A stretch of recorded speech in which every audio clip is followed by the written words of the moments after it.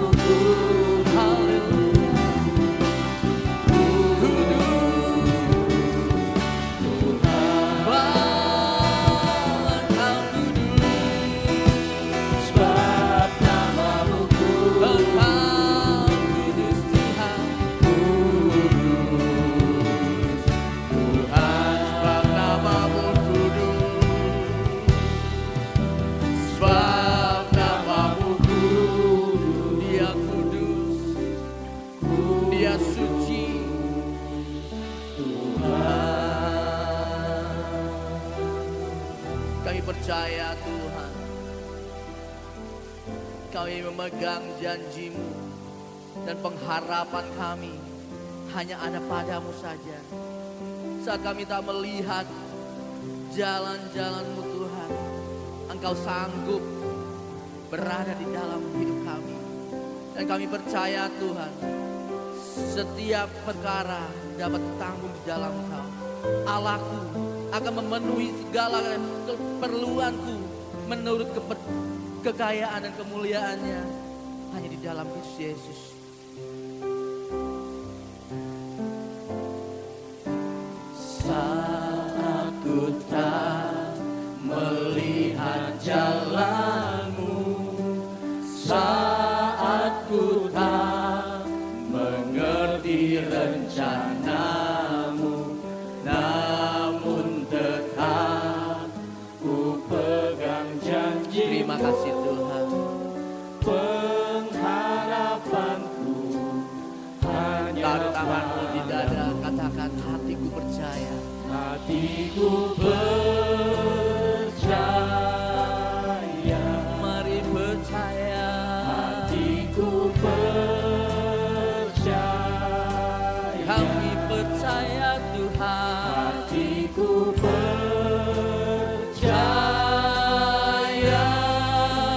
Selalu ku percaya. Engkau selalu mengerti. Engkau selalu peduli setiap kami Tuhan. Saat ku tak melihat jalan-Mu, saat ku tak mengerti rencana-Mu, namun tetap ku pegang janji-Mu. Pengharapanku hanya katakan hatiku percaya. Hatiku percaya. Katakan dengan iman. Hatiku katakan kami percaya Tuhan. Kami percaya Engkau selalu menyertai kami. Percaya. Selalu ku percaya. Hatiku percaya. Hatiku percaya. Kami percaya Tuhan. Hatiku percaya. Ini kami. Hatiku percaya. Selalu ku percaya. Katakan hatiku percaya. Hatiku percaya. Katakan dengan sungguh hati, dengan iman percayamu. Oh Allah kita, Allah yang berkemenangan, Allah yang hidup, yang sanggup memulihkanmu. Terima kasih Tuhan. Terima kasih Tuhan. Selalu ku percaya. Selalu kami percaya. Selalu ku percaya. Nyatakan sekali lagi. Selalu ku percaya. Kami percaya Tuhan bahwa Engkau tak pernah meninggalkan kami. Tak sedetik pun Tuhan berpaling dalam hidup kami. Kami bersyukur untuk hari-hari ini Tuhan. Kami yang masih diberikan kekuatan. Kami yang lemah Engkau kuatkan Tuhan. Kami yang sakit Engkau sembuhkan sehingga kami beroleh sukacita Tuhan di hari yang berkemenangan hari ini Tuhan. Terima kasih Yesus, terima kasih Tuhan untuk pengorbanan-Mu, untuk karya-Mu, untuk keselamatan yang Engkau berikan bagi setiap kami. Terima kasih Tuhan, terima kasih Yesus. Kami percaya di dalam hidup kami ada kemenangan. Haleluya. Di dalam nama Tuhan Yesus kami berdoa. Amin. Bapak Ibu, kembali saya mengajak kita bersukacita. Karena hari ini adalah hari spesial bagi setiap kita umat yang percaya bagi nama Tuhan. Bahwa Tuhan kita adalah Tuhan yang hidup. Tuhan kita bangkit. Tuhan kita hidup dan Dia naik ke sorga. Dia yang bersama dengan kita hari ini. Kita nyatakan, hatiku percaya.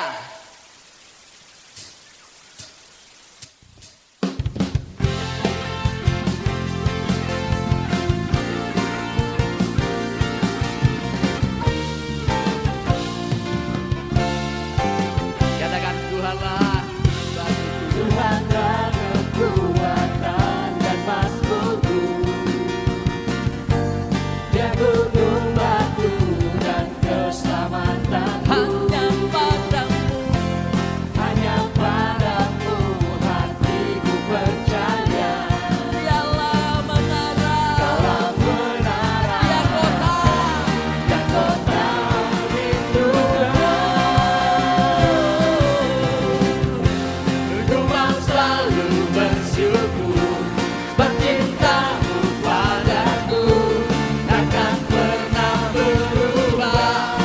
Hatiku percaya walau bumi bergoncang, gunung-gunung beranjak, namun kasih setiamu tak pergi dariku. Kita percaya bahwa Tuhanlah kekuatan di dalam hidup kita. Dan kita percaya dialah kota menara, kota perlindungan. Kita nyatakan sekali lagi. Tuhanlah kekuatan dan masmurku. Dia gunung batu. Dia gunung batu dan keselamatanku. Hanya padamu hatiku percaya. Kaulah menara, Kaulah menara kota. dan kota perlindungan. Mari ucapkan syukurmu pada Tuhan. Ku mau selalu bersyukur sebab cintamu padaku takkan pernah berubah. Hatiku percaya walau bumi bergoncang, gunung-gunung beranjak, namun kasih setiamu tak pergi dariku. Ku mau selalu bersyukur sebab cintamu padaku takkan pernah berubah. Hatiku percaya walau bumi bergoncang, Dan gunung-gunung beranjak, namun namun kasih kasih setiamu tak pergi dariku. kita percaya bahwa firman Tuhan berkata, mengucap syukurlah dalam segala hal, sebab itulah yang dikehendaki oleh Allah di dalam Kristus Yesus bagi kami. Mari bersama-sama kita ungkapkan syukur kita bahwa kita patut bangga punya Allah seperti Yesus Kristus yang bangkit, yang menyelamatkan kita. Kita hidup berkemenangan. Bersama-sama kita bersama-sama bersyukur. Nyatakan ucapan syukurmu. Ku mau selalu bersyukur sebab cintamu padaku takkan pernah berubah. Hatiku percaya walau bumi bergoncang, gunung-gunung beranjak, namun kasih setiamu tak pergi dari. Katakan bersama-sama. Ku mau selalu bersyukur sebab cintamu padaku takkan pernah berubah.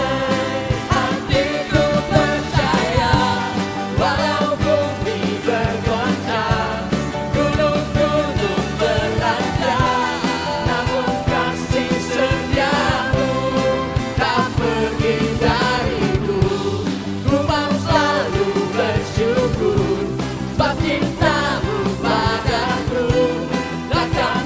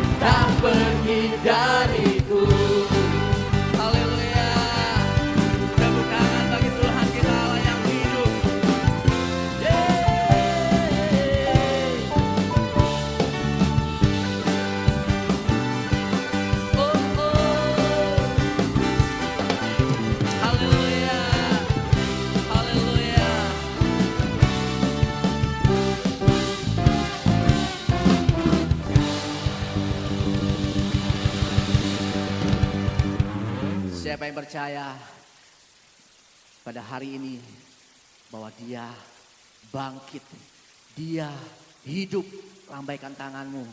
Ya, bersama-sama kita ingin menyatakan bahwa Allah kita adalah Allah yang hidup. Sebab dia hidup, ada hari esok. Sebab dia hidup, kami tak akan gentar. Haleluya. Bersama-sama kita katakan, datang bersama. Yesus namanya menyembuhkan, menyucikan, bahkan mati, tebus dosaku, kubur kosong membuktikan dia hidup. Katakan sekali lagi, panggil dia anak Allah. Yesus namanya menyembuhkan, menyucikan, bahkan mati, yang tebus dosaku, kubur kosong membuktikan dia. Nyatakan bahwa dia hidup, sebab dia hidup. Ada hari esok, sebab dia hidup, yang bisa gentar.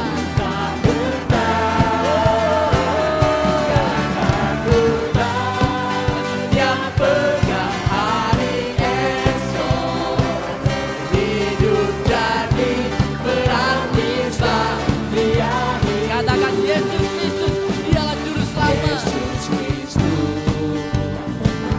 Juru selamatku, dia Raja, dia Tuhan,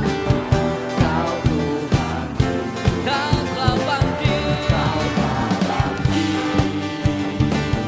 hidup selamanya, dan memerintah bahkan bumi raganya.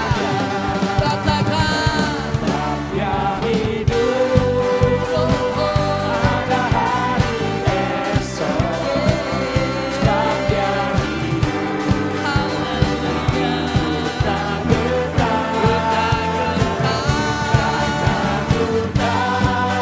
Dia pegang hari esok, hidup jadi berarti sebab dia hidup. Nyatakan sebab dia hidup, oh, ada hari esok, sebab dia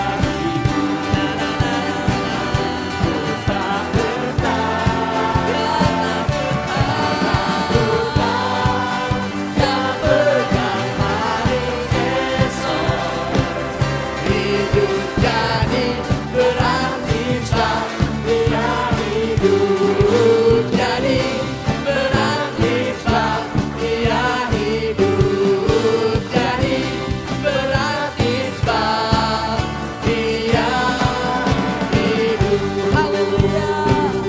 Dia hidup.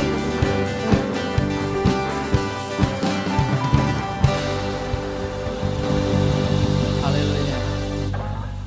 Saya mengajak kita semua untuk mendeklarasikan pengakuan iman rasuli. Bersama-sama di seluruh gereja Tuhan, kita akan mengakui pengakuan iman rasuli. Aku percaya kepada Allah, Bapa yang Maha Kuasa, Khalik langit dan bumi, dan kepada Yesus Kristus, anaknya yang tunggal, Tuhan kita, yang dikandung daripada Roh Kudus, lahir dari anak darah Maria, yang menderita sengsara di bawah pemerintahan Pontius Pilatus, disalibkan mati dan dikuburkan, turun ke dalam kerajaan maut. Pada hari yang ketiga bangkit pula dari antara orang mati, naik ke sorga, duduk di sebelah kanan Allah, Bapa yang Maha Kuasa. Dan dari sana ia akan datang untuk menghakimi orang yang hidup dan yang mati. Aku percaya kepada Roh Kudus, gereja yang kudus dan am, persekutuan orang kudus, pengampunan dosa, kebangkitan tubuh dan hidup yang kekal. Amin. Dan kita akan bersama-sama berdoa untuk doa syafaat. kami persilakan hambanya untuk bersama-sama membawakan kita dalam doa syafaat.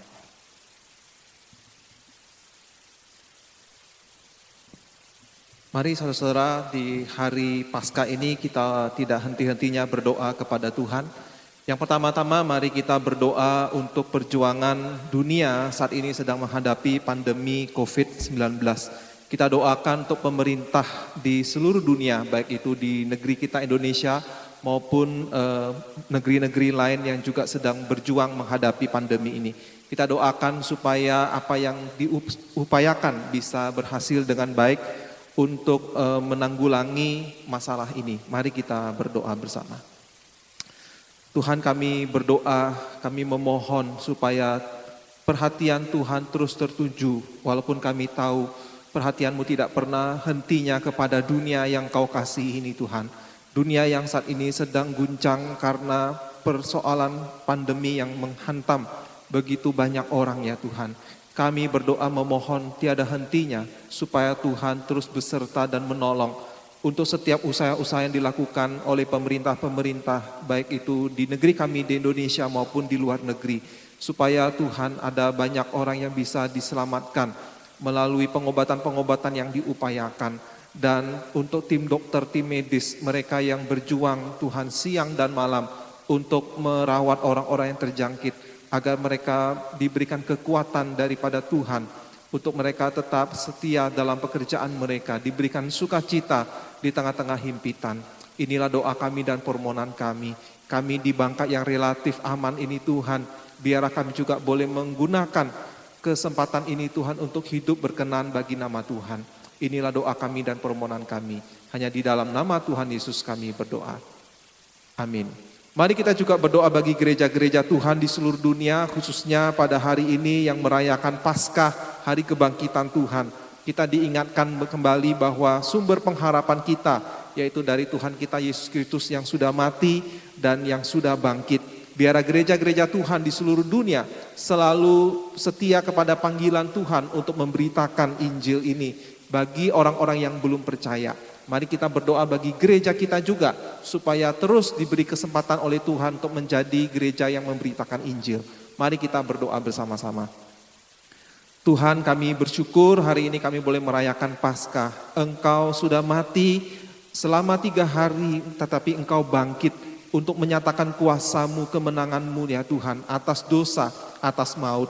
Biarlah Tuhan kami yang sudah percaya boleh kembali diingatkan akan tugas yang Kau percayakan kepada kami, yaitu memberitakan Injil keselamatan kepada semua orang yang ada di sekitar kami, baik itu mereka yang ada di dekat kami, lingkungan kami, keluarga kami, kenalan kami, baik itu juga kepada bangsa-bangsa yang jauh. Meskipun mungkin kami tidak pergi memberitakan Injil, tapi kami berdoa kuasa Tuhan, roh Tuhan bekerja di tengah-tengah umat Tuhan, di tengah gereja yang kudus dan am. Kami sebagai satu tubuh, Tuhan boleh menyatakan cinta kasih Tuhan kepada dunia ini Tuhan. Biarlah Tuhan terus membakar api semangat penginjilan di dalam diri kami setiap kesempatan ya Tuhan. Kami juga berdoa untuk orang-orang yang sudah setia menjadi pemberita Injil, baik itu di gereja ini ya Tuhan. Kiranya Tuhan terus memakai kami, Tuhan terus memakai hidup kami untuk mewartakan Injil Tuhan. Bagi kami Tuhan yang mungkin belum pernah, mungkin kami takut, Tuhan berikan kami keberanian, Tuhan berikan kami kesempatan sekali lagi untuk boleh menjadi pemberita Injil ya Tuhan. Jangan biarkan seorang pun dari kami pulang kepada Tuhan tanpa membawa jiwa satupun kepada Engkau. Inilah doa kami dan permohonan kami. Hanya di dalam nama Tuhan Yesus kami berdoa. Amin. Inilah Tuhan doa kami. Kiranya apa yang kami doakan ini boleh seturut dengan rencana Tuhan. Kami akan melanjutkan ibadah perayaan Paskah kami. Kami serahkan ke dalam tangan Tuhan yang berkuasa. Dalam nama Tuhan Yesus kami berdoa. Amin.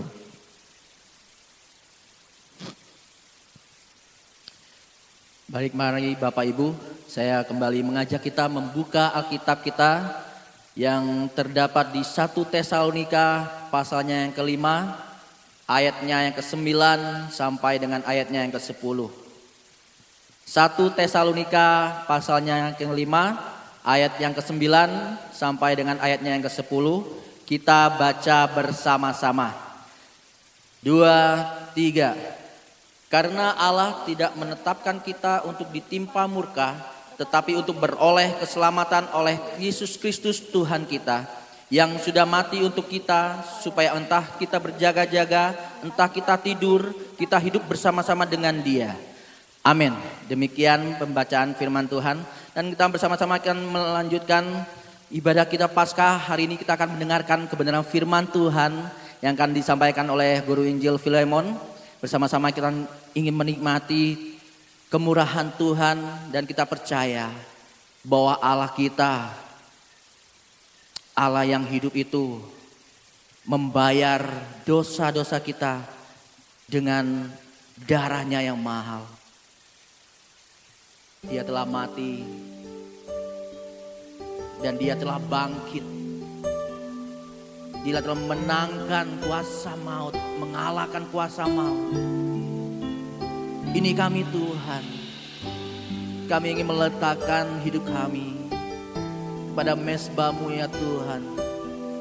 Jadikanlah pada kami seperti yang Engkau ingini. Bukan dengan barang fana, Haleluya. Kau membayar dosaku, dengan darah yang mahal, tiada noda dan celah. Bukan dengan emas perak, bukan dengan emas perak, Kau menebus diriku oleh segenap kasih dan pengorbananmu. Ku telah mati dan tinggalkan cara hidupku yang lama. Semuanya sia-sia Tuhan. Semuanya sia-sia dan tak berarti lagi. Hidup ini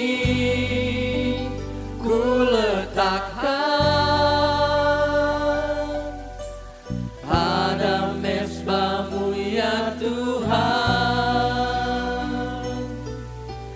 Jadilah padaku seperti yang Kau ingini.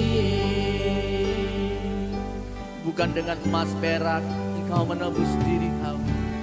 Bukan dengan emas perak Kau menebus diriku Oleh segenap kasih, oleh segenap kasih dan pengorbanan-Mu Tuhan. dan pengorbanan. Katakan bersama-sama. Ku telah mati dan tinggalkan cara hidupku yang lama. Semuanya sia-sia. Semuanya sia-sia dan tak berarti lagi.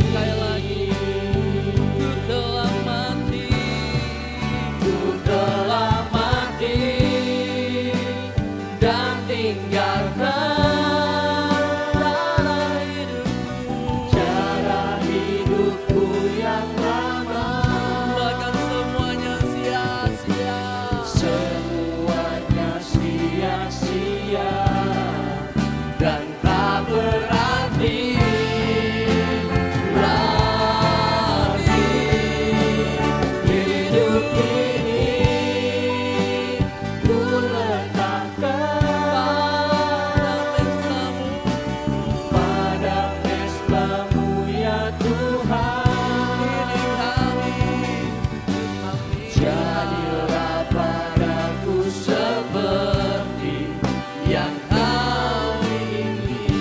Jadilah padaku, jadilah padaku seperti yang hari ini. Jadilah padaku Tuhan, jadilah padaku seperti yang hari ini. Kepada hambanya Guru Injil Filemon, waktu dan tempat kami berikan.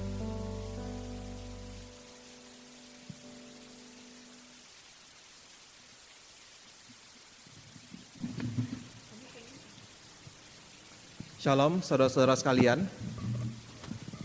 Mari kita berdoa sebelum kita merenungkan firman Tuhan untuk perayaan Paskah kali ini. Mari kita berdoa. Tuhan, kami bersyukur karena Engkau tidak pernah meninggalkan kami di atas dasar yang tidak teguh, tetapi di atas diri-Mu sendiri, di atas firman-Mu. Kami boleh berdiri teguh menghadapi dunia ini, menghadapi hidup ini ya Tuhan. Bahkan menghadapi kematian kami suatu hari kelak. Oleh sebab itu Tuhan, di hari kebangkitan-Mu ini, meteraikanlah firman-Mu yang akan kami dengar dengan Roh Kudus-Mu. Mampukan kami untuk memahami dan juga untuk mengingatnya di dalam setiap kesempatan dalam hidup kami. Pakai hamba-Mu untuk boleh menjadi alat pemberita kebenaran firman Tuhan. Engkau ampuni dosanya, layakkan dia untuk menjadi pemberita kebenaran firman Tuhan. Hanya di dalam nama Tuhan Yesus kami berdoa dan berserah. Amin.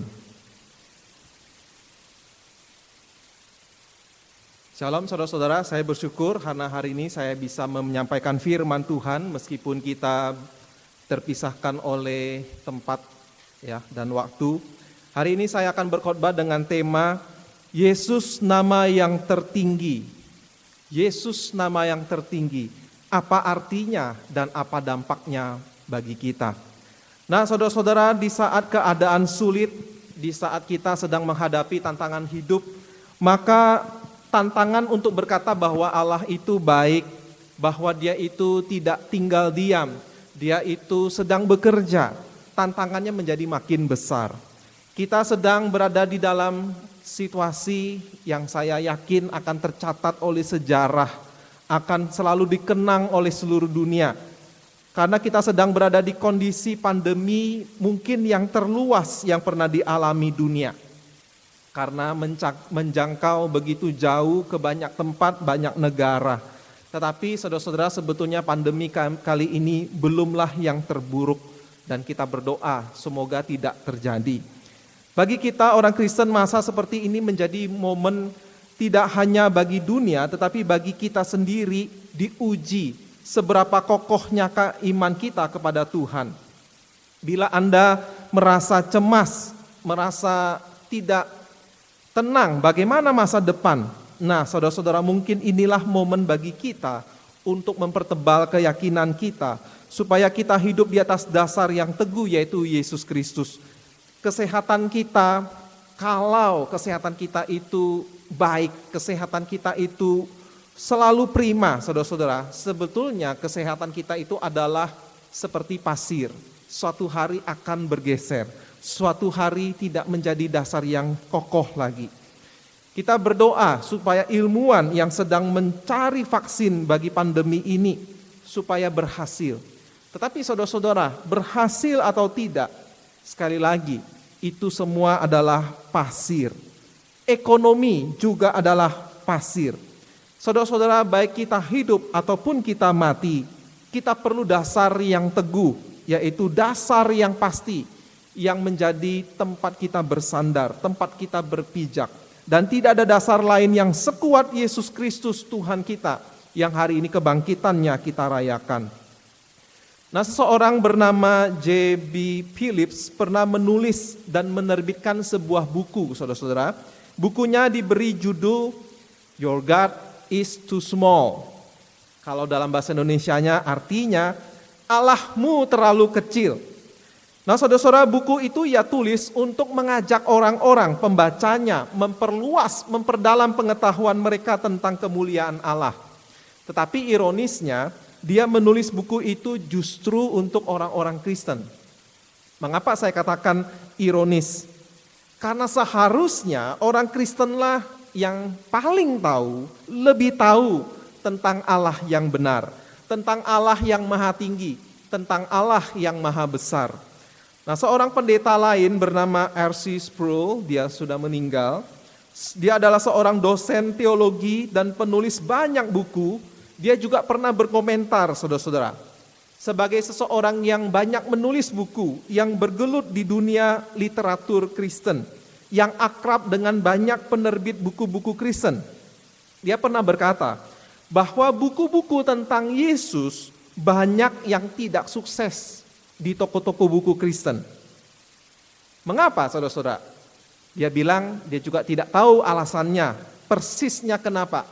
Tetapi dia menduga, saudara-saudara, bahwa orang-orang Kristen kebanyakan sudah menganggap diri mereka sudah tahu banyak tentang Yesus. Sehingga ketika mereka pergi ke toko buku Kristen, ketika mereka melihat buku-buku yang membahas tentang Yesus, banyak orang Kristen tidak tertarik. Nah, saudara-saudara, melihat pendapat dua tokoh ini, mungkin saudara-saudara memang ada yang kurang dalam pemahaman kita tentang Yesus. Mungkin pemahaman kita tidak salah tentang Yesus, tetapi perlu terus diperlengkapi, terus menerus diperdalam. Apa yang saya maksud? Saya beri ilustrasi. Seandainya kita mengadakan survei tentang lagu-lagu favorit kita tentang Yesus. Ya, saya yakin saudara-saudara di rumah, kita juga yang di sini punya lagu-lagu favorit, lagu rohani favorit tentang Yesus. Nah, kalau kita kumpulkan saudara-saudara lagu favorit pilihan jemaat, saya cukup yakin bahwa lagu-lagu favorit tentang Yesus adalah lagu-lagu yang menggambarkan Yesus dengan istilah-istilah seperti ini. Bahwa Yesus itu manis, Yesus itu lemah lembut, Yesus itu baik, Yesus itu sahabatku. Nah, tetapi saudara-saudara, natur Yesus yang luar biasa, banyak yang tetap menjadi misteri bagi kita. Nah, saudara-saudara jangan keliru, saya juga suka berbicara tentang manisnya Yesus. Bahkan betul, saya juga lagu favorit saya tentang Yesus adalah Jesus is our shepherd, ya. Yesus seperti gembala. Betapa baiknya dia, betapa lemah lembutnya beliau. Sebab jika dia tidak manis, tidak lemah lembut, tidak seperti gembala, mungkin sudah lama kita binasa karena dosa-dosa kita kepada dia. Tetapi saudara-saudara, memang sebetulnya tidak ada yang salah dengan gambaran Yesus yang manis, yang lemah lembut ini. Tetapi kita perlu memahami sisi-sisi lain dari Yesus yang membuat Tuhan kita ini makin luar biasa, khususnya ketika kita menghadapi kondisi seperti sekarang ini. Terutama saudara-saudara, maksud saya, sebelum kita cepat-cepat melihat kepada sisi manisnya Yesus, kita lebih dahulu mengingat bahwa dia adalah pribadi yang kedua dari Allah Tritunggal. Dia adalah Logos atau firman yang abadi, firman Allah yang hidup, yang berinkarnasi. Nah, perhatikan bahasa-bahasa seperti yang saya sebutkan tadi, jarang di dalam lagu-lagu Kristen, apalagi yang sekarang, apalagi menjadi lagu favorit. Di hari kebangkitan Yesus ini, mari kita menggali lebih dalam sosok Yesus Kristus. Saya akan membacakan pembacaan firman Tuhan dari Ibrani pasal 1 ayat 1 hingga 4 yang mendasari pemberitaan firman Tuhan. Ibrani 1 ayat 1 sampai 4. Kalau Bapak Ibu mempunyai Alkitab, mari kita membukanya bersama. Saya akan bacakan buat kita semua. Setelah pada zaman dahulu Allah berulang kali dan dalam berbagai cara berbicara kepada nenek moyang kita dengan perantaraan nabi-nabi. Maka pada zaman akhir ini, ia telah berbicara kepada kita dengan perantaraan anaknya, yang telah ia tetapkan sebagai yang berhak menerima segala yang ada. Oleh dia, Allah telah menjadikan alam semesta. Ia adalah cahaya kemuliaan Allah dan gambar wujud Allah, dan menopang segala yang ada dengan firman-Nya yang penuh kekuasaan. Dan setelah ia selesai mengadakan penyucian dosa, ia duduk di sebelah kanan Allah yang maha besar di tempat yang tinggi. Jauh lebih tinggi daripada malaikat-malaikat, sama seperti nama yang dikaruniakan kepadanya, jauh lebih indah daripada nama mereka. Nah, saudara-saudara, dari teks ini kita melihat bahwa Allah ingin agar orang percaya sungguh-sungguh mengisi pikiran mereka dengan pengenalan akan Yesus Kristus. Sebab dialah pusat penyembahan kita. Apa hal pertama yang Allah ingin kita lihat tentang Yesus? Yang pertama, bahwa dia adalah wahyu Allah yang final, firman Allah yang mutlak. Mari kita lihat dalam ayat 1 dan 2. Dari ayat 1 dan 2, dalam sejarah dunia ternyata ada dua fase atau dua tahap komunikasi penebusan Allah kepada umat manusia. Pernyataan penebusan Allah kepada umat manusia Allah sampaikan dalam dua fase. Fase yang pertama dikatakan berulang kali dalam berbagai cara berbicara kepada nenek moyang Israel dengan perantaraan para nabi. Jadi ini fase yang pertama yang terekam dalam perjanjian lama. Dan fase yang kedua atau yang terakhir, Allah sudah berbicara melalui putranya yaitu Yesus Kristus di ayat 2. Maka pada zaman akhir ini ia telah berbicara kepada kita dengan perantaraan anaknya. Dan ini direkam dalam perjanjian baru. Di sini penulis Ibrani menyebut perjanjian baru itu sebagai zaman akhir. Jadi saudara-saudara, sejak zaman Yesus itu sudah zaman akhir sampai sekarang. Karena kedatangan Yesus Kristus anak Allah ke dalam dunia, dia adalah firman Allah sebagai penutup yang final yang lengkap. Tidak ada namanya fase ketiga atau keempat firman Allah dalam sejarah. Karena ada golongan-golongan tertentu, aliran-aliran tertentu yang berkata bahwa Tuhan masih menambahkan wahyunya. Jadi saudara-saudara, Yesus Kristus adalah wahyu terakhir, di mana para murid, para rasul adalah saksi-saksinya. Otoritas firman Allah ada pada Yesus Kristus. Itulah sebabnya mengapa kita orang Kristen harus menjadikan firman Yesus sebagai tolok ukur kebenaran. Dan sama seperti Anda tidak suka kalau perkataan Anda disalah tafsirkan, demikian juga perkataan Yesus tidak boleh kita tafsirkan sesuka kita. Misalkan ada salah satu dari Anda berkata kepada saya alergi cacing laut atau wak-wak. Tahu ya saudara-saudara ya, yang asin-asin itu. Nah, Anda bilang Anda alergi makan itu. Suatu hari kita pergi ke sebuah restoran mau makan bersama. Ya, saya yang traktir. Lalu saya berkata kepada kokinya, temanku ini tidak boleh makan seafood. Jadi kamu masak semua yang kami pesan tadi, kita sudah pesan, tanpa dicampur seafood. Ya, capcay nggak ada seafoodnya. Ya, semuanya nggak ada seafoodnya. Nah, kira-kira bagaimana perasaan Anda, saudara-saudara? Anda bisa protes, ya. Bukankah Anda bisa makan seafood yang lain? Cumi, ikan, kepiting, udang, kerang, wah banyak sekali. Nah, jadi saudara-saudara, sebetulnya koki masih bisa memasak semua itu dengan tambahan seafood, ya. Karena yang Anda alergi itu hanyalah cacing wak-wak tadi. Tetapi saya bisa berkata seperti ini, loh, sorry dong, saya akan mengatakan jangan makan seafood demi kepentingan kamu. Wah, motivasinya bagus ya saudara-saudara, tetapi jadinya saudara-saudara jadi tidak bisa makan kesukaan saudara-saudara, yaitu seafood yang lain.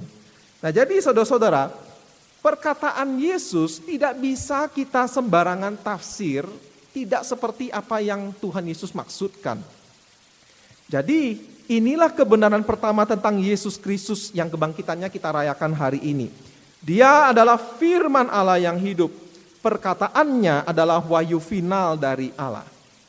Nah, mungkin di antara kita ada yang bertanya, bagaimana dengan tulisan-tulisan yang ditulis para murid sesudah Yesus kembali ke surga? Apakah para murid menambahkan firman Yesus? Nah, saudara-saudara, murid-murid yang menuliskan pengajaran setelah Yesus, setelah dia kembali ke surga, sebetulnya tidak menambahkan apa-apa. Mereka dimampukan Roh Kudus mengingat segala pengajaran Yesus dan kemudian menuliskannya, mengajarkannya. Inilah perkataan Yesus berkaitan dengan hal ini, yaitu dalam Yohanes 14 ayat 25 dan 26. Saya bacakan. Semuanya itu kukatakan kepadamu selagi aku berada bersama-sama dengan kamu. Tetapi penghibur, yaitu Roh Kudus yang akan diutus oleh Bapa dalam namaku, dialah yang akan mengajarkan segala sesuatu kepadamu dan akan mengingatkan kamu akan semua yang telah kukatakan kepadamu. Jadi para murid tidak menambahkan apa-apa. Yang kedua, saudara-saudara, tentang Yesus Kristus. Yesus adalah pemilik segala sesuatu yang Allah ciptakan. Ini saya temukan dari ayat 2b. Ya. Ayat 2b menyatakan bahwa Yesus Kristus telah ditetapkan sebagai pewaris segala sesuatu. Anaknya yang telah ia tetapkan sebagai yang berhak menerima segala yang ada. Oleh Dia Allah telah menjadikan alam semesta. Jadi saudara-saudara, segala sesuatu pada akhirnya menjadi milik Yesus Kristus. Dia memiliki segala yang ada dan Dia memerintah atasnya. Sehingga saudara-saudara, Dia bekerja, Dia membuat segala sesuatu bekerja untuk melayani umatnya demi kebahagiaan abadi mereka. Jadi saudara-saudara, segala kesulitan, tantangan, karena segala kesulitan itu termasuk dalam segala sesuatu yang menjadi milik Yesus, maka segala sesuatu itu terjadi demi kebahagiaan abadi kita. Kita melihat bahwa Yesus adalah ahli waris bukan hanya karena Dia sudah melakukan apa yang Bapa perintahkan untuk Dia lakukan, tetapi juga karena oleh Dia Allah telah menjadikan alam semesta. Artinya, Yesus Kristus ini adalah pencipta. Dia mewarisi segala sesuatu karena Dialah pencipta segala sesuatu. Jadi saudara-saudara, ini adalah hal yang sangat mengejutkan tentang Yesus Kristus. Karena banyak orang hari ini, termasuk mereka yang mengagumi Yesus, tidak mengakui Yesus sebagai pencipta. Hanya mengakui Yesus sebagai seorang nabi atau seorang pendiri agama Kristen. Nah, tujuan penulis surat Ibrani supaya kita memberikan perhatian yang tertinggi, penghormatan yang tertinggi, kesetiaan yang paling kokoh, bahkan penyembahan kita kepada Yesus Kristus ini. Nah, inilah hal yang kedua. Dan yang ketiga, saudara-saudara, tentang Yesus Kristus.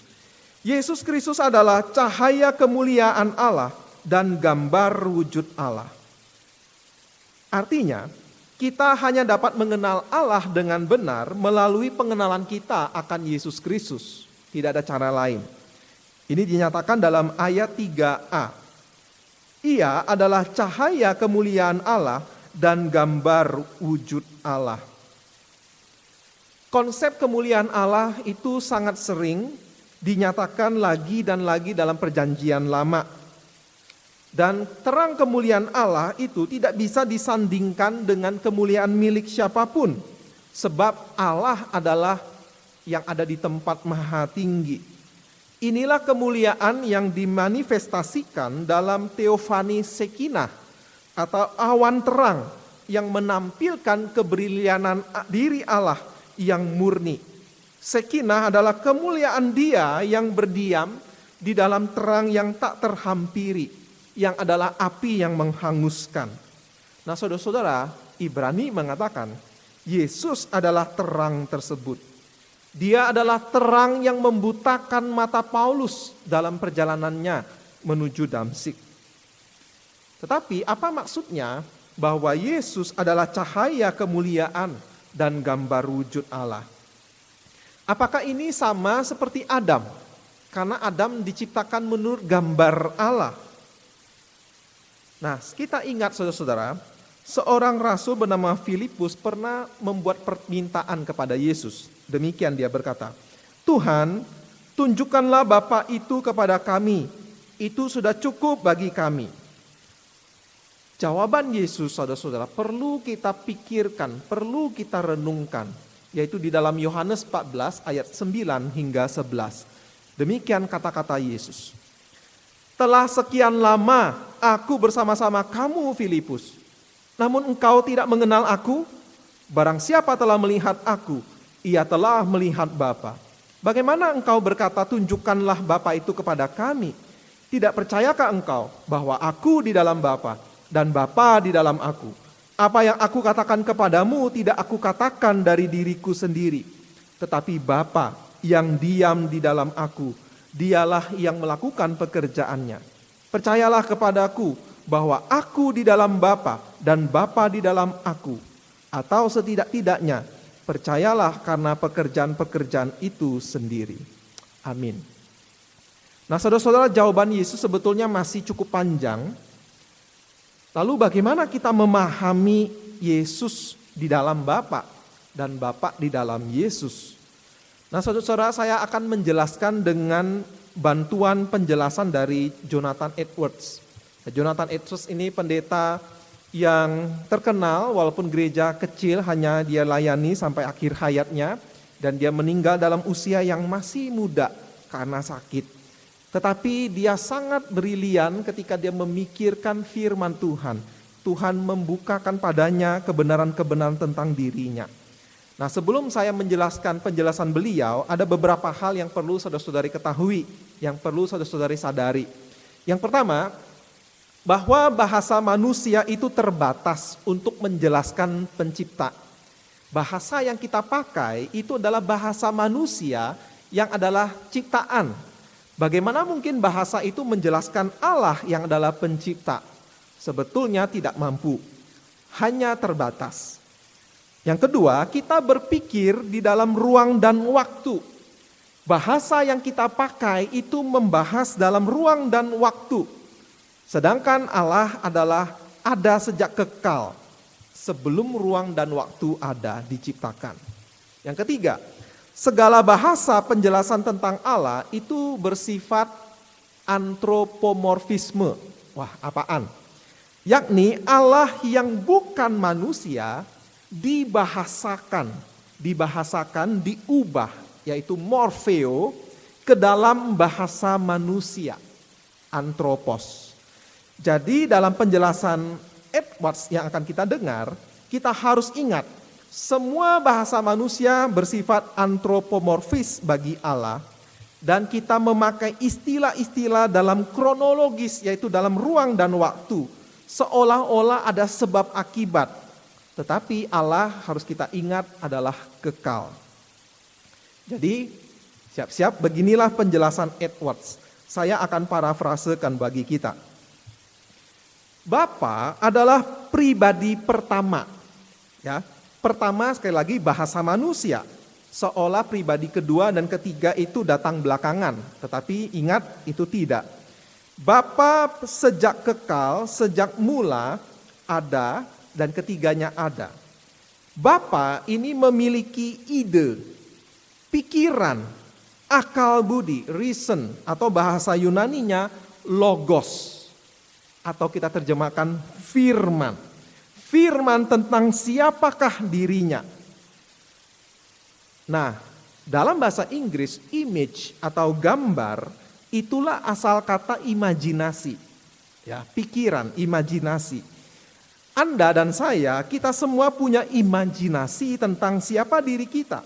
Tetapi imajinasi atau gambar tentang siapa kita itu tidak sempurna. Seringkali salah. Tetapi imajinasi Bapa tentang dirinya sempurna. Gambar yang sempurna. Hikmat Allah yang sempurna. Sehingga, nah ini antropomorf, ruang dan waktu kronologis. Sehingga firman Allah ini, gambar Allah yang sempurna ini adalah Allah. Pribadi Allah yang sempurna, yang hidup persis seperti sehakikat dengan Allah Bapa. Itulah mengapa saudara-saudara, Bapa disebut Bapa karena dari Bapa lah firman itu, anak itu berasal. Firman itu lahir dari Allah, dari Bapa. Bukankah kita juga dalam kehidupan sehari-hari ketika ada di antara kita yang punya idenya bagus, dikagumi oleh banyak orang, kita bilang ini ide lahir dari dia. Nah, persis seperti itu saudara-saudara. Anak lahir dari Bapa. Sekali lagi saya ingatkan ini kekal. Ya, bukan Bapa ada dulu lalu Yesus belakangan. Sama seperti sumber cahaya dengan cahaya tidak bisa kita pisahkan. Pada waktu cahaya ada sumbernya, cahaya itu juga ada bersama dengan sumbernya. Itulah Yesus Kristus. Jadi Yesus Kristus adalah gambar Allah yang sempurna. Image Allah yang sempurna. Nah, itulah sebabnya Allah itu satu tetapi ada 3 pribadi. Memang saya tidak jelaskan tentang Roh Kudus. Saya simpan untuk next time ya, lain kali saudara. Nah, waktu kita memahami pengertian dari Edwards ini saudara, kita akan menemukan, oh begitu ya. Itulah sebabnya mengapa Allah itu satu tetapi ada 3 pribadi. Tetapi kita juga membukakan misteri-misteri baru tentang Allah. Dan hal ini memang diakui sendiri oleh Edwards. Dia berkata semakin kita mendaki kepada pemahaman Allah yang lebih tinggi, semakin kita sadar ada jauh lebih tinggi lagi yang tidak mampu kita daki. Semakin kita tahu tentang Allah, semakin kita banyak tahu apa yang kita tidak ketahui. Nah, tidak apa-apa saudara-saudara, minimal hari ini kita menambah sedikit pengetahuan tentang Yesus. Dan yang keempat saudara-saudara, Yesus adalah yang menopang segala yang ada. Ayat 3b, dan menopang segala yang ada dengan firman-Nya yang penuh kekuasaan. Menopang segala yang ada. Segala yang ada, saudara. Ini luar biasa. Yesus yang kita sembah itu dialah yang menopang dengan firman-Nya. Segala sesuatu termasuk hal-hal yang kita anggap buruk. Setan, bahkan COVID-19. Ia berfirman kepada galaksi dan semua yang ada sehingga mereka menjadi ada. Tetapi bukan hanya dia berfirman supaya ada, tercipta, tetapi dia terus menopang segala molekul semua material dan yang imaterial. Jika dia berfirman sesuatu tidak lagi ada, maka sesuatu itu akan berhenti ada. Kalau dia berkata Anda tidak ada lagi Anda, maka Anda tidak akan ada lagi. Jadi begitulah saudara-saudara kita bergantung kepada pribadi Yesus Kristus ini. Yang kelima, dia duduk di sebelah kanan yang maha besar di tempat yang tinggi. Ayat 3c. Dan setelah ia selesai mengadakan penyucian dosa, ia duduk di sebelah kanan yang maha besar di tempat yang tinggi. Ini adalah gambaran bahwa Yesus adalah Raja alam semesta. Dia duduk di sebelah kanan Allah Bapa. Artinya dia memerintah atas segala kekuasaan. Dia memerintah bukan hanya kepada malaikat-malaikat, tetapi juga atas setan. Dia memerintah atas cuaca. Dia memerintah atas setiap serangan jantung dan kanker. Dia memerintah sampai hari ini, saudara-saudara. Dan yang keenam, karena itu dia lebih tinggi daripada malaikat, ayat 4. Jauh lebih tinggi daripada malaikat-malaikat. Sama seperti nama yang dikaruniakan kepadanya, jauh lebih indah daripada nama mereka. Nah saudara, ini untuk menunjukkan kepada manusia, khususnya mereka yang begitu takut pada kuasa supranatural, seperti kepada setan atau malaikat, bahwa Yesus lebih tinggi dari mereka semua. Itulah sebabnya kita semua yang percaya kepada Yesus menyembah Yesus. Bukan sekedar dia itu juru selamat, ataupun Tuhan, tetapi dia adalah Allah. Nah sekarang mari kita fokuskan perhatian kita pada yang ketujuh yang belum saya bahas, yakni ayat 3c. Ayat 3 ada frase, setelah ia selesai mengadakan penyucian dosa, ia duduk di sebelah kanan yang maha besar. Jadi hal ketujuh, hal terakhir yang luar biasa tentang Yesus. Yesus kita sudah selesai mengadakan penyucian dosa. Nah saudara, inilah yang kita rayakan, kita peringati di Jumat Agung kemarin. Dosa adalah sebuah realita. Dosa adalah sebuah kuasa di dalam dunia ini. Kalau Anda sudah membaca surat Paulus kepada jemaat Roma, Anda akan menemukan bahwa firman Tuhan menjelaskan, dosa itu bukan soal perbuatan kita di sini atau di situ. Ini bukan hanya soal kelakuan kita, tetapi dosa adalah kuasa. Ia menguasai hati, ia menguasai kehendak, ia menguasai dunia ini. Ia punya cengkraman, ia mencengkram semua insan manusia. Dan dia adalah kuasa yang mengerikan. Kita semua terinfeksi oleh kuasa ini. Ini infeksi yang mematikan. Dan kita semua akan binasa kecuali Yesus menyucikan kita dengan darahnya. Nah saudara-saudara, Yesus sudah selesai mengadakan penyucian dosa. Dengan cara dia mati di atas kayu salib. Di sanalah ia menanggung hukuman dosa semua orang. Mereka yang bertobat dan yang percaya kepada namanya. 2 Korintus 5 ayat 21 menyatakan dengan jelas. Dia yang tidak mengenal dosa telah dibuatnya menjadi dosa karena kita, supaya dalam dia kita dibenarkan oleh Allah. Nah saudara-saudara, ini adalah karya yang terbesar yang Allah buat bagi kita. Ia memperdamaikan kita dengan pengorbanan Yesus Kristus anaknya. Kasih yang terbesar, anugerah yang terbesar. Hari ini tadi kita berdoa supaya Tuhan menolong dunia bisa mengatasi pandemi COVID-19. Itu hal yang baik. Tetapi saudara, masalah yang lebih besar yaitu dosa sudah Allah selesaikan. Dan seharusnya inilah yang menjadi kesukaan kita yang terbesar, sumber harapan kita. Bukan hanya bahwa Allah akan menolong semua orang, tetapi Tuhan menebus dosa kita. Ya. Jangan kita termakan oleh ajaran-ajaran yang berkata Allah mengasihi kita, maka Allah akan menyelamatkan kita dari COVID-19. Tidak saudara-saudara, ada banyak orang percaya yang menderita, baik itu oleh COVID-19, oleh kanker, oleh kebangkrutan, oleh kesepian. Tetapi saudara-saudara, kita harus ingat, bagi mereka yang sudah percaya kepada Yesus, yang menderita, itu bukan hukuman. Itu bukan karena dosa-dosa mereka. Yaitu mereka yang menderita tetapi mereka sudah percaya kepada Yesus. Mengapa saya berkata seperti itu? Tadi pembacaan Alkitab kita sudah menjelaskan. Saya bacakan kembali. 1 Tesalonika 5 ayat 9 dan 10. Saya bacakan. Karena Allah tidak menetapkan kita untuk ditimpa murka, tetapi untuk beroleh keselamatan oleh Yesus Kristus Tuhan kita, yang sudah mati untuk kita, supaya entah kita berjaga-jaga, entah kita tidur, kita hidup bersama-sama dengan Dia. Entah kita berjaga-jaga, maksudnya masih hidup. Entah kita tidur, ini adalah metafora mati. Baik hidup, baik mati, kita hidup bersama-sama dengan Dia.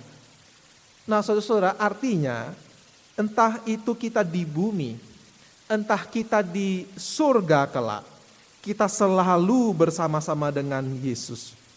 Jadi saudara-saudara, inilah 7 hal luar biasa tentang Yesus Kristus.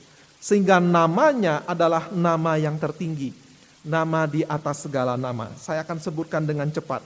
Yang pertama, dia adalah wahyu Allah yang final, firman Allah yang mutlak. Kedua, Yesus adalah pemilik segala sesuatu yang Allah ciptakan. Yang ketiga, Yesus adalah cahaya kemuliaan Allah, gambar wujud Allah. Yang keempat, Yesus menopang segala yang ada dengan firman-Nya yang berkuasa. Kelima, Dia duduk di sebelah kanan yang maha besar di tempat yang tinggi. Keenam, karena itu Dia lebih tinggi daripada malaikat. Dan yang ketujuh, Dia sudah selesai mengadakan penyucian dosa siapa saja yang percaya dalam namanya. Sehingga setiap orang yang percaya tidak ada hukuman bagi mereka. Tidak ada lagi murka. Sebab baik berjaga-jaga atau kita tidur, kita selalu hidup bersama dengan Dia. Selamat Paskah, Tuhan Yesus memberkati. Mari kita berdoa.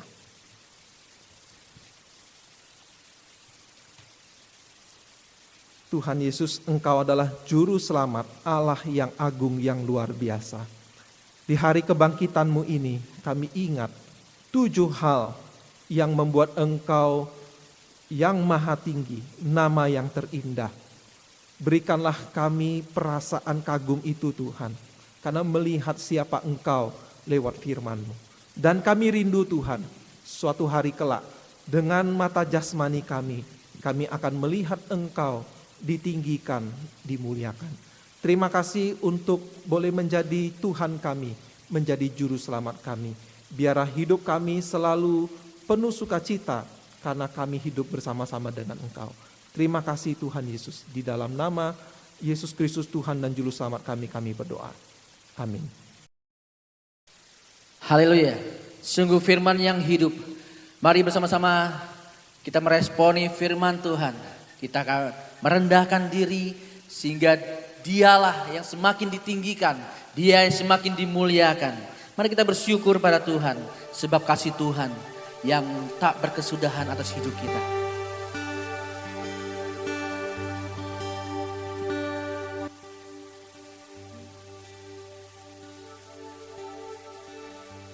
Ku bersyukur padamu.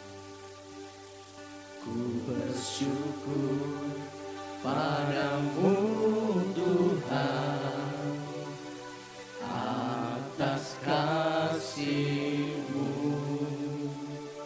Ku bermazmur bagi nama-Mu yang kudus. Sebab Engkau kebenaran kami. Sebab Engkau kebenaranku, padamu ku percaya. Betapa mulianya Tuhanku, ku rindu menyatakan tinggikan dirimu mengatasi langit, kebesaran-Mu Tuhan mengatasi bumi. Tinggikan dirimu mengatasi langit, kemuliaan-Mu Tuhan mengatasi bumi. Sekali lagi ucapkan syukur-Mu sebab Allah kita Allah yang hidup. Bersyukur padamu Tuhan atas kasih-Mu. Bermazmur bagi nama-Mu yang kudus. Sebab Engkaulah kebenaran bagi setiap kami Tuhan. Sebab Engkau kebenaranku, padamu ku percaya. Betapa mulianya Tuhanku, ku rindu menyatakan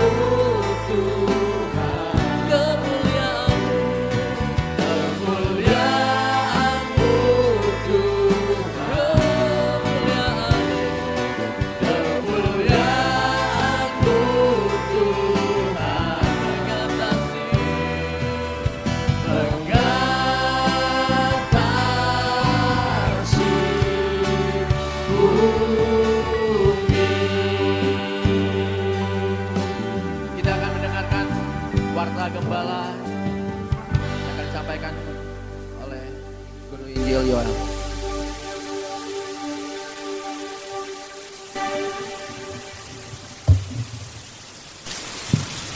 Shalom, selamat merayakan Paskah Bapak Ibu sekalian. Kita hari ini merayakan kebangkitan Tuhan yang sudah bangkit dari kematian. Kuasa maut sudah dikalahkan, jadi kita kalau kita tinggal di dalam Tuhan, kita menjadi umat yang menang. Kiranya dalam ibadah perayaan Paskah ini boleh semakin memperkuat iman kita untuk kita boleh melangkah dalam situasi yang sulit saat ini. Yakinlah saudara bahwa kita bersama Allah yang luar biasa, Allah yang membuat kita menang. Untuk itu kiranya kita terus tinggal di dalam Tuhan. Nah, saya mau tanya, siapa di antara saudara yang tiap hari Senin sampai Sabtu dengar renungan harian yang disampaikan oleh hamba Tuhan? Bisa angkat tangan? Nah, ini angkat tangan ya yang di sini. Puji Tuhan. Yang malam ya, yang bikin mesbah keluarga dengan bahan yang sudah disediakan. Siapa saudara? Kalau kita tinggal di dalam Tuhan, kita akan tinggal dalam firman-Nya. Ya, mari saudara, biar kita semakin dekat sama Tuhan. Di luar Tuhan kita tidak berdaya, di dalam Tuhan kita akan dapat kemenangan. Saudara, saya sampaikan ada perubahan sementara jam kerja tata usaha gereja. Senin sampai Sabtu, mulai minggu kemarin ini, yaitu jam kerjanya dari jam 9 sampai jam 2 siang. Ya, untuk sementara kerja TU jam 9 pagi sampai jam 2 siang. Jadi saudara kalau ada keperluan, kiranya bisa datang di jam tersebut. Nah, akhirnya saya ucapkan sekali lagi selamat Paskah, selamat hari Minggu, Tuhan memberkati.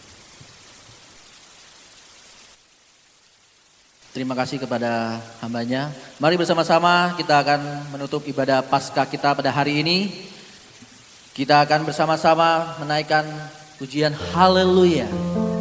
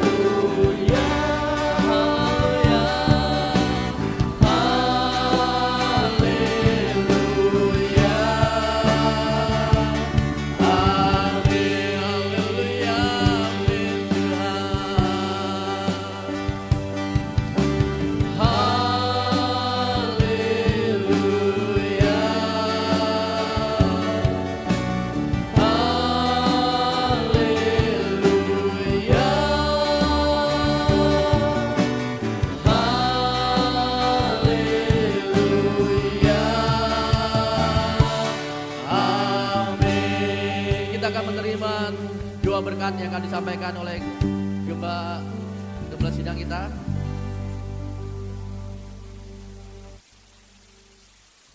Saudara-saudara kekasih, mari kita arahkan hati dan pikiran kita kepada Tuhan untuk menerima berkat-Nya. Semoga kuasa kebangkitan Yesus Kristus membebaskan saudara dari kuasa dosa dan kuasa iblis, supaya saudara tidak lagi hidup sebagai hamba dosa dan hamba iblis, tetapi menjadi hamba Allah yang maha kuasa dan maha kasih, supaya saudara menjadi terang dan garam dunia ini, hidup untuk memuliakan Allah dan menjadi berkat bagi sesama manusia. Dan semoga kasih yang abadi dari Bapa Sorgawi, anugerah dari Tuhan Yesus Kristus, persekutuan dan penghiburan Roh Kudus menyertai dengan saudara sekalian, sekarang dan selama-lamanya. Amin. Pujian amin.